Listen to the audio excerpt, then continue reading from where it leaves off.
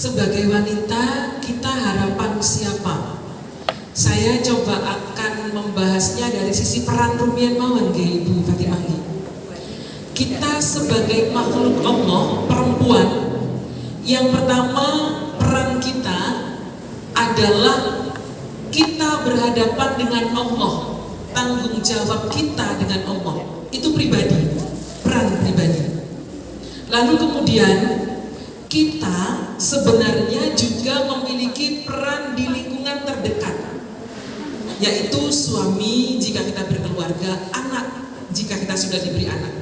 Artinya apa? Kita punya peran edukasi atau mendidik, berdakwah pada orang-orang terdekat kita.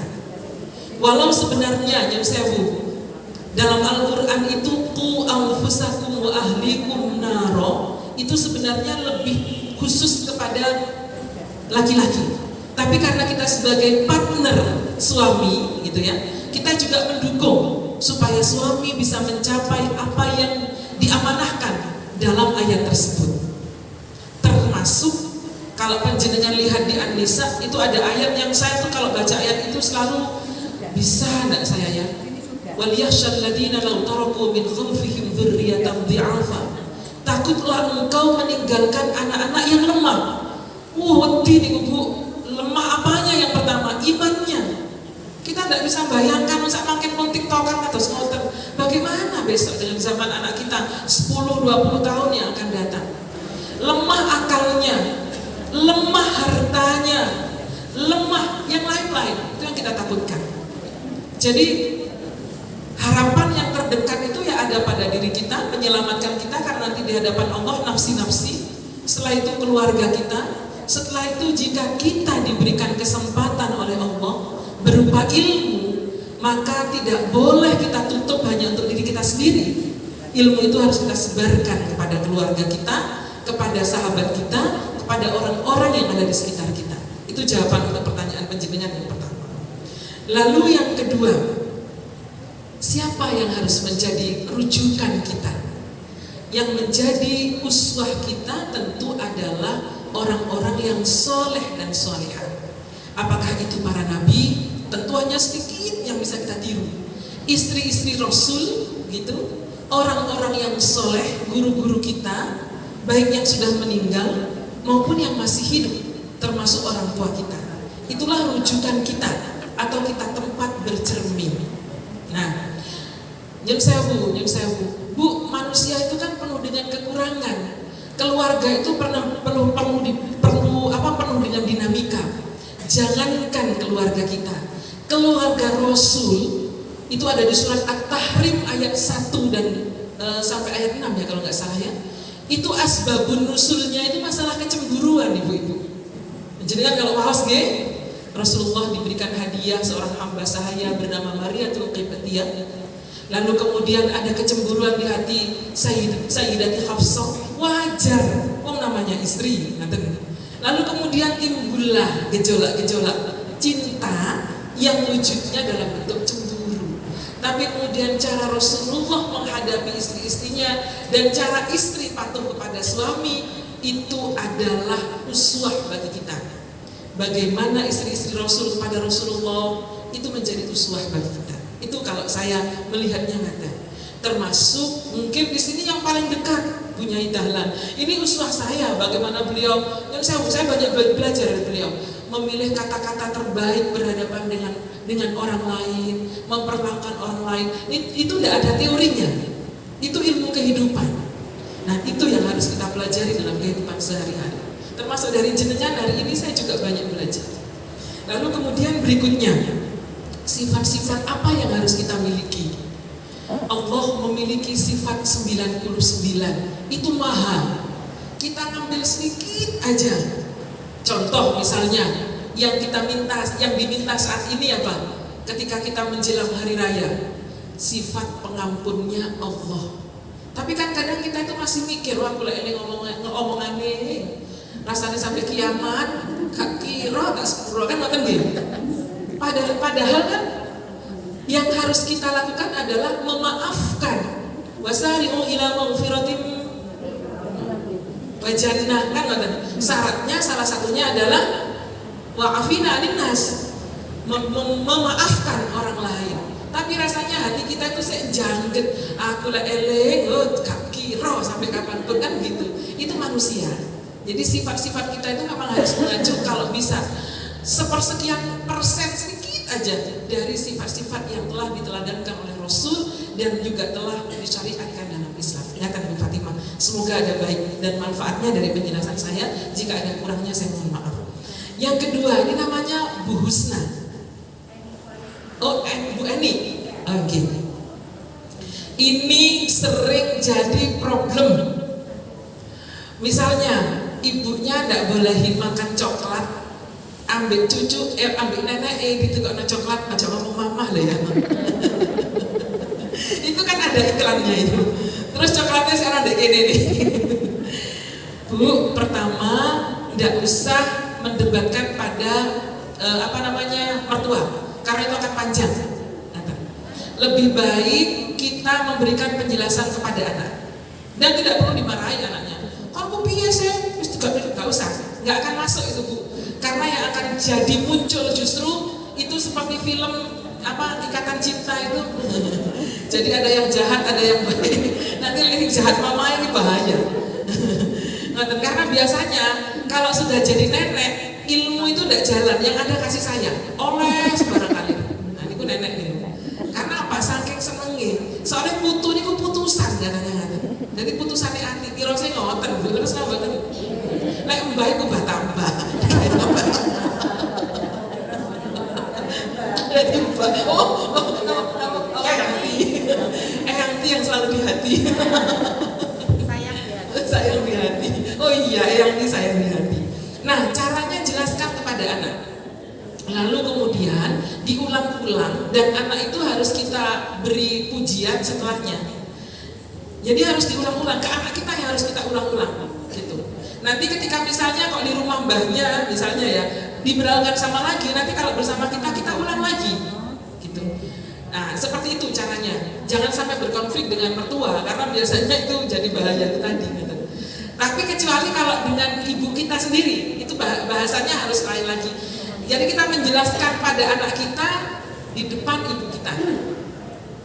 Kalau kecuali mertua kita sangat moderat ya orangnya. Nah, sekarang tidak boleh minum es krim sedang batuk. Nanti boleh minum es krim hanya sekian sendok.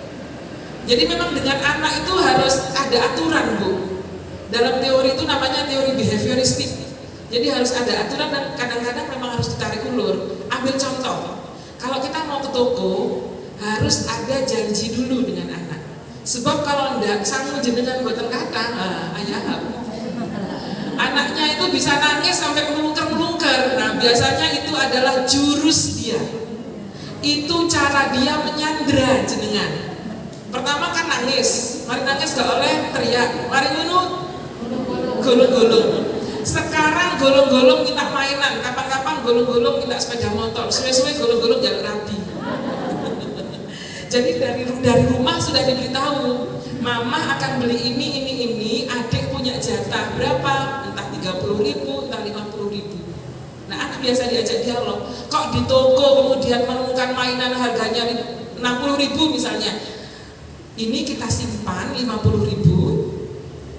Nanti kalau adik sudah punya jatah lagi kita beli. Aku mau gini. Kalau ibu mau suruh dia berdiri. Kamu mau dapat tambahan 10.000 ya berdiri baca Fatihah 10 kali. Biasakan ada satu perlakuan kepada anak supaya apa? Dia tahu bahwa sesuatu itu diusahakan. Sehingga nanti kalau dia sudah besar dia menghargai usaha itu. Tapi terlalu jahat ya mungkin. Nah kemudian berikutnya. Ibu, semoga ibu diberikan kesabaran. Ibu Nyun Sewu, saya mau tanya, apakah suami tidak membantu sama sekali terhadap usaha ibu? Entah mencatatkan keuangannya, entah diberikan tugas untuk menjadi humas, membantu. Nah, saya itu punya kebiasaan dengan anak saya dan suami saya itu bukan ngitung penghasilan, ngitung pengeluaran.